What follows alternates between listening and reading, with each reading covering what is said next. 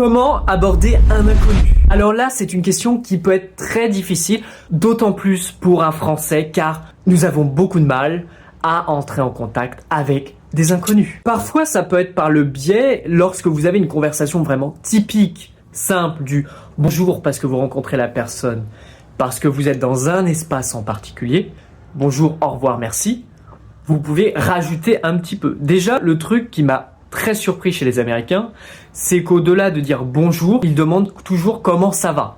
C'est un truc en plus. Et ça semble tout petit, pas grand-chose, mais si vous le faites, c'est déjà beaucoup. Ensuite, au-delà de ça, vous pouvez trouver un détail, quelque chose.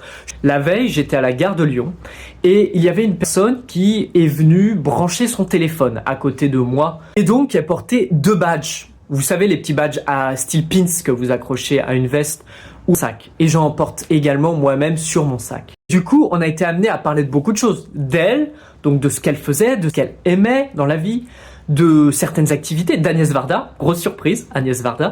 Donc, finalement, vous allez voir que lorsque vous vous intéressez à la personne, et aussi quand vous avez cette mesure, on va dire, de vous dépasser, de ne pas rester uniquement dans ce confort finalement, de se dire bonjour, merci, au revoir, et de ne pas faire plus que ça.